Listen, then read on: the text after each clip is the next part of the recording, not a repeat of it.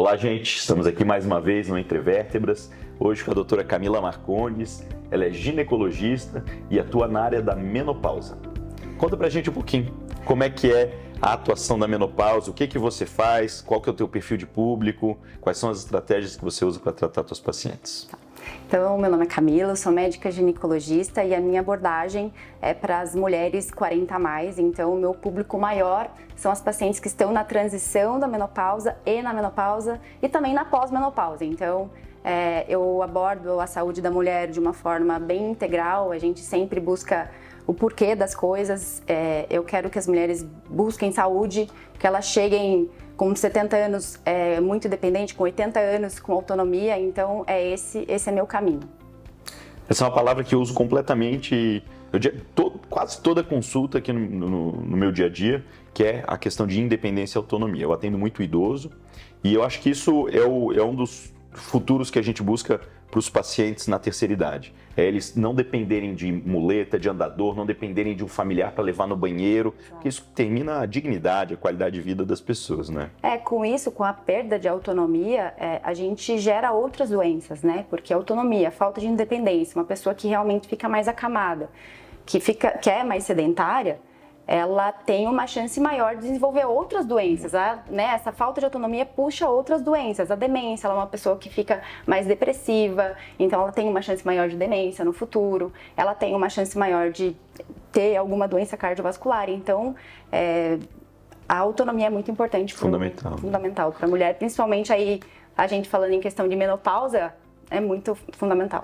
E como que a menopausa afeta as mulheres? Quais são os sintomas? O que ela causa na mulher? O que é exatamente a menopausa? E como que a mulher identifica que ela está entrando na menopausa? Os sintomas da menopausa, eles são muito amplos, né? A gente já fala em mais de 70 sintomas quando a mulher está nessa fase. Mas, geralmente, o que faz elas me procurarem realmente são os calorões da menopausa, né? Nossa, eu tô acordando à noite com calor, tô suando. Isso que faz a paciente me procurar, geralmente, no consultório. Mas a gente já começa um declínio hormonal 10 anos antes da menopausa. Então, a menopausa é uma data, é quando a mulher fica 1 ano sem menstruação. Então, a gente vai ter esse diagnóstico 1 ano depois. Então, por exemplo, se a mulher tem uma data da última menstruação, dia 1 de fevereiro de 2023, ela vai ficar sabendo dia 1 de janeiro de 2024 que ela entrou na menopausa. Então, é um diagnóstico retrospectivo. Só que muito tempo antes ela já começa com esse declínio hormonal. Então, 10 anos antes, mais ou menos por volta de uns 40 anos, a mulher já começa com declínio hormonal.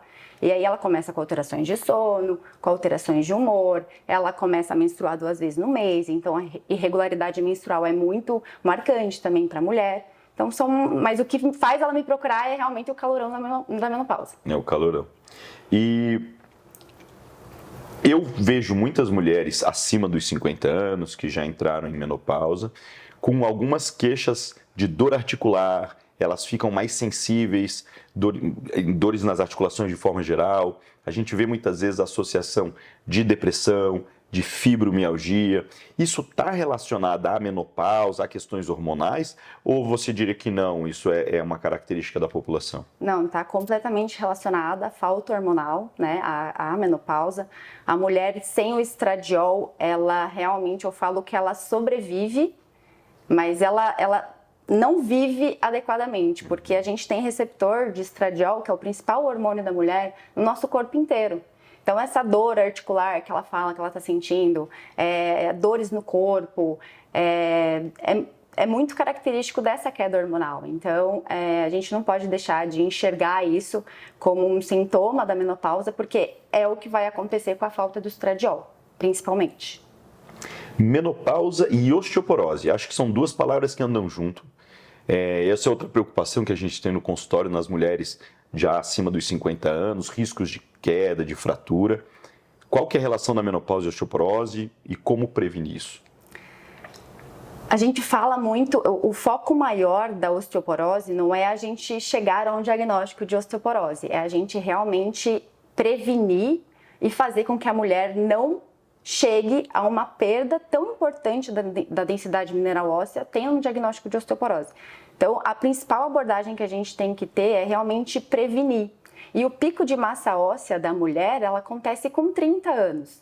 Então é muito tempo antes da menopausa. Quando a gente fala uma mulher menopausada com 50 e a gente fala em prevenção, é tão importante porque essas mulheres já chegam nessa idade com 50 anos, com uma perda importante da densidade mineral óssea, porque aos 30 anos lá ela não fez um caminho tão bom. Então assim, sedentarismo, tabagismo está muito relacionado, toda a questão de dieta gerando uma inflamação. Então eu sempre digo para as pacientes assim, o que eu faço com você aqui não é para você ter um resultado para amanhã. A gente pensa realmente lá na frente, daqui 10, 15 anos. E pensando numa idade de 30 anos, é exatamente isso. Você está fazendo um trabalho agora para chegar na menopausa já preparada, com o músculo, com uma densidade mineral óssea adequada para você não ter o diagnóstico. Então, o mais importante é a gente não chegar a esse diagnóstico. Mas, infelizmente, a gente tem hoje, né, um grande número de pessoas com esse diagnóstico, um grande número de mulheres com risco aumentado de fratura, por conta dessa prevenção que não aconteceu.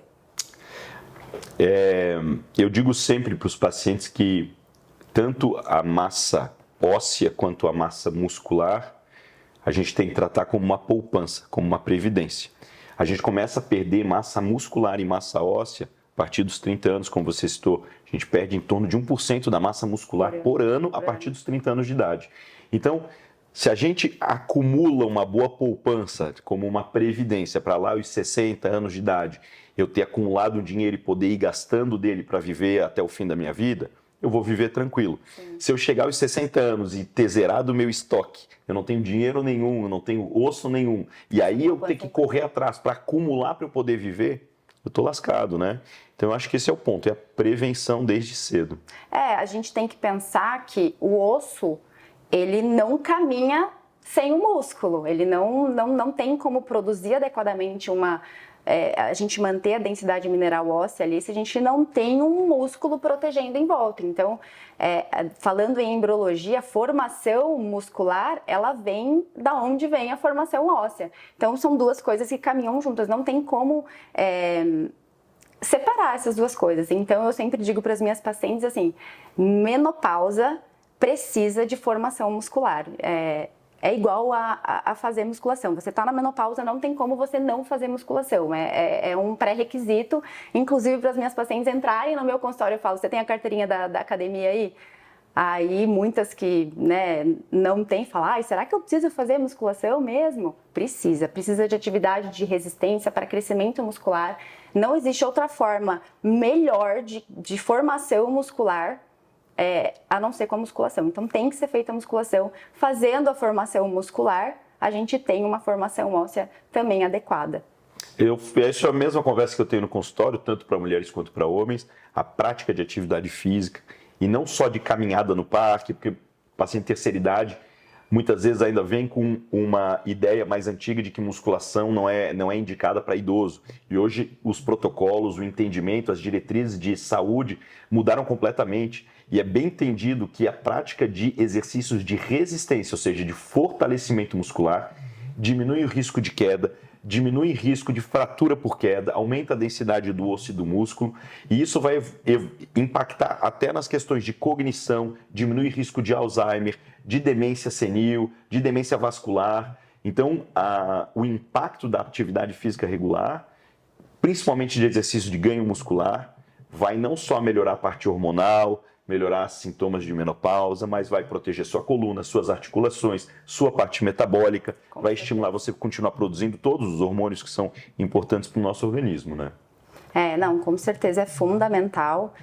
A gente fala, eu sempre brinco, você falou da caminhada, né? Que é importante a gente fazer o trabalho de resistência, realmente resistir ao treino, porque caminhada, gente, como já diria uma grande professora que eu tive na minha vida, é meio de transporte, tá? Então caminhada é meio de transporte. A gente tem que fazer atividade de força, atividade resistida mesmo, para ter um estresse no músculo e a gente fazer esse músculo crescer.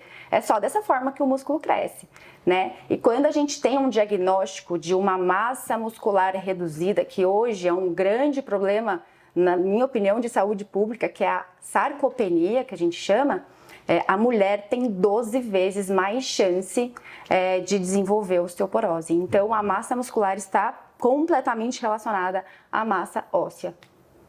E falando ainda de menopausa e de sintomas, além da parte de exercício, então, de reposição hormonal, que outros tratamentos, que outras mudanças de estilo de vida vão impactar positivamente na qualidade de vida da mulher?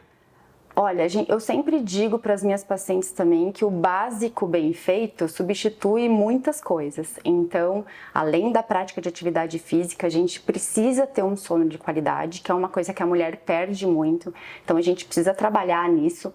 Depois dos 40 anos, a gente fala muito de estradiol, mas a progesterona também tem um papel super importante nisso, que ele é um sedativo ali para o sistema nervoso central. Ele não tem a progesterona não tem uma função só de proteção, endometrial, isso, de gestação, que a gente, né, sobe muito na gestação, mas na menopausa, uma função de proteger o endométrio também. Quando a gente faz o estradiol, ela também tem uma ação no sistema nervoso central, um efeito sedativo que vai te relaxar e ajudar no sono.